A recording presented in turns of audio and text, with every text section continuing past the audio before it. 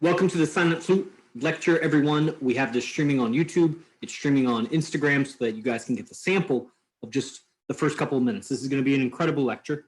Every Monday we do these. And if you're interested, the link is provided on the YouTube, on Instagram. If you watch this later, you know, go to ninthone.com. That's where you would get the full lecture. So there's three key points that, I'm going to elaborate on throughout the lecture. This is concluding part 7 of the Master Key System, but of course, anybody that tries to read the Master Key System, it's not the most complex book on the planet, but I'm a PhD. You could call it grade, reading level 1st grade, 2nd grade, 3rd grade, 12th grade, freshman year reading level, PhD reading level.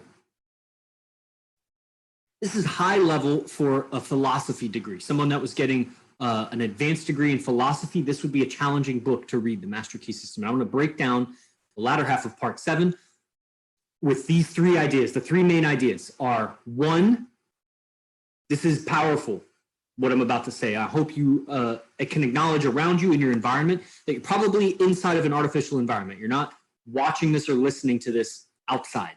And even if you were outside, there's probably a pavement right around you, some driveway, a car, a fence, a building. You're not in the wilderness. You're near, and even if you weren't around those things, chances are you might just receive money from this thing. That was not anything I know what that was, but I just received money from it. I know what it is.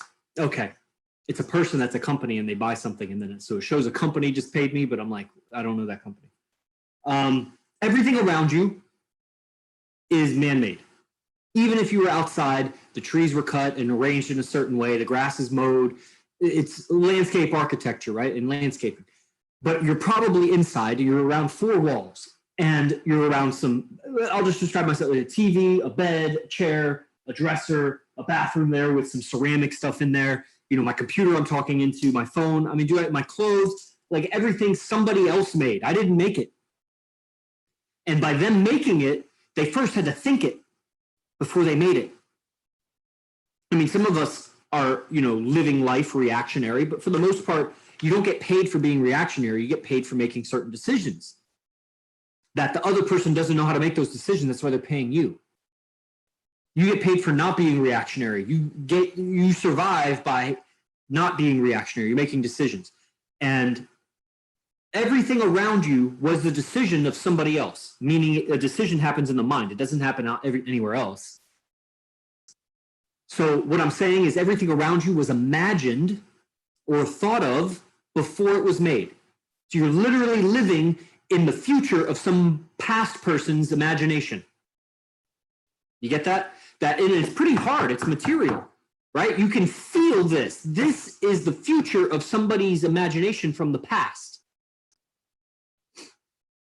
Get it? So, but we didn't, at the time, they didn't know whose imagination was going to outlast everybody else's, because most people's imaginations, you're not around. You're not feeling or experiencing their past imagination. There's a winner in this competition of life.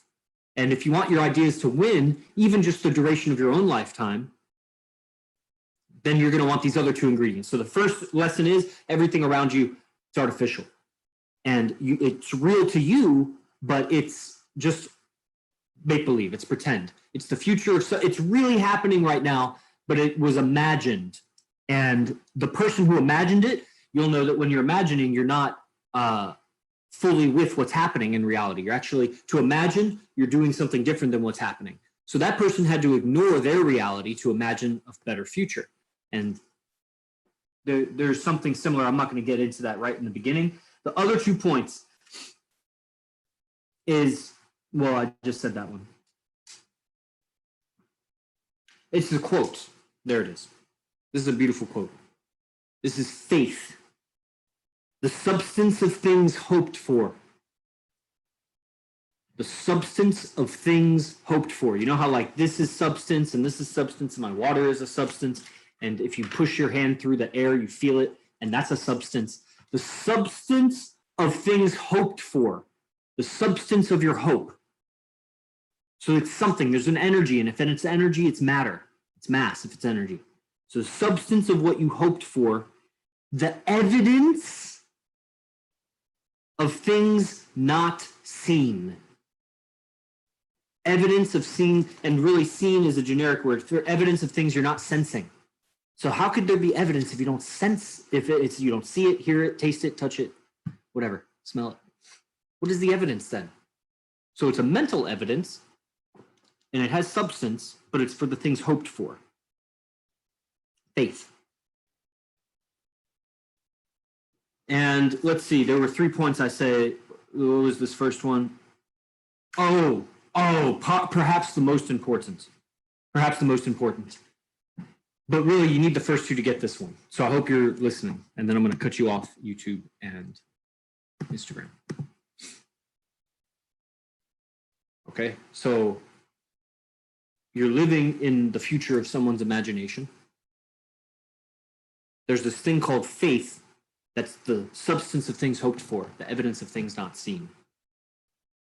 This third thing, there are people in this world that I have I don't know if I've admired them, but they've kind of fascinated me. It's different. I don't admire them necessarily, but it fascinates me. And these people are architects.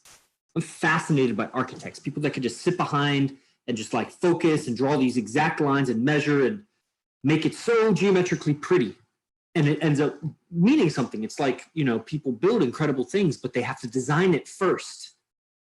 I mean, you can make it up as you go along, but you'll lose to the person who is designing it.